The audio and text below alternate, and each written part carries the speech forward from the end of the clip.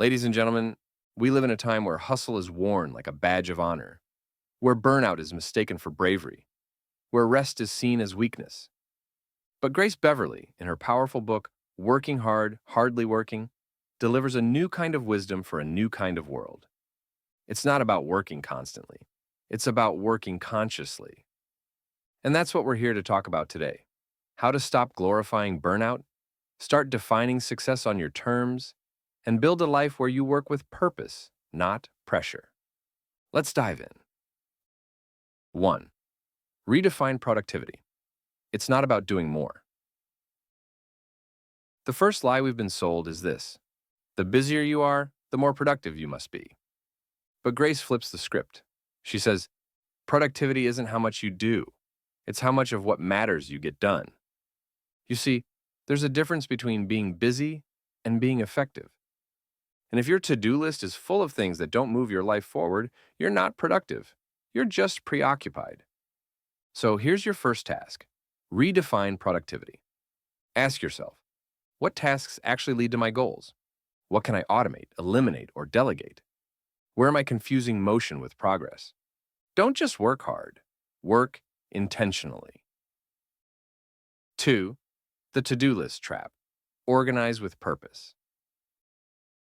Grace Beverley introduces a new way to approach your workload: the task categorization system, breaking tasks into 4 levels. Quick ticks, small tasks. Tasks, standard work. Projects, multi-step efforts. Objectives, high-level goals. Why? Because lumping everything into one big to-do list creates overwhelm. And overwhelmed people don't execute, they procrastinate. So, take control of your time by knowing what kind of task you're dealing with. Not all work is created equal, so stop treating it like it is. This simple shift helps you stop reacting and start prioritizing. 3. Work smarter. Build a routine that serves you. We've all heard of morning routines, productivity hacks, and time-blocking methods. But Grace reminds us that none of these matter unless they work for you. Your routine should work for your energy, your life, and your values. You don't need a 5 a.m. wake-up if you do your best work at night. You don't need a 12-step morning ritual if it overwhelms you.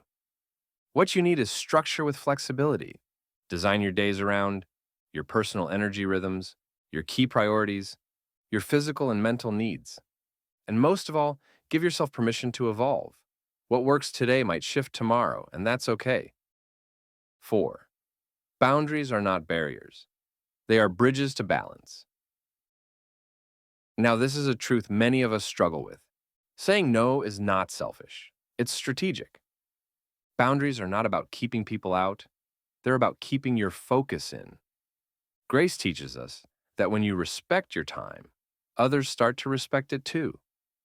So ask yourself, are you available 24/7 by default? Are you giving your best energy to everyone but yourself? Are you working past your limits because guilt tells you to? If so, it's time to draw the line, not out of anger, but out of alignment. Boundaries create breathing room, and breathing room leads to better thinking, better creating, better living. 5. Self-care is not laziness. It's a leadership skill. In today's hustle culture, rest is often mistaken for weakness. But Grace Beverley challenges that myth head-on. Rest is not what you do when everything is done. It's what allows you to keep going. If you want to lead well, live well, and last long, you have to recharge deliberately. That means resting without guilt, taking breaks without apology, logging off without explanation. Self-care isn't a luxury, it's your fuel. You can't pour from an empty cup, and you certainly can't lead from one.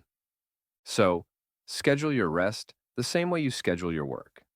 Because burnout is not a badge, it's a breakdown. 6. Imposter syndrome. Trust the work, not the fear. One of the most relatable chapters in the book is about imposter syndrome, that feeling of being a fraud, even when you're qualified. But Grace says, you don't have to feel ready to be worthy. Confidence doesn't come before action. It comes from action, from showing up, from learning, from repeating. So the next time your inner critic whispers, "Who do you think you are?" answer it with truth. "I'm someone who's doing the work. That's who."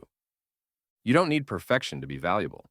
You need progress and the courage to keep going, even with doubt in the room. 7. Build a life, not just a career. Finally, Grace Beverley reminds us, success is not just about the work you do, it's about the life you build around it. So, don't fall into the trap of achievement for achievement's sake. Ask, what kind of life do I want to live? What do I want my days to feel like? Who do I want to become? Make room for joy. Make time for relationships. Celebrate your wins. Because what's the point of building a ladder to the top if it's leaning against the wrong wall? In closing, you don't have to choose between hustle and peace. The beauty of working hard. Hardly working is this: you don't have to be constantly grinding to succeed, and you don't have to disconnect from ambition to find peace. You can work hard, you can rest hard, you can win in both worlds. So here's what I challenge you to do. Redefine productivity to include presence. Design systems that serve your real life. Prioritize rest, protect your focus, and grow on your terms. Because balance is not a myth, it's a mindset.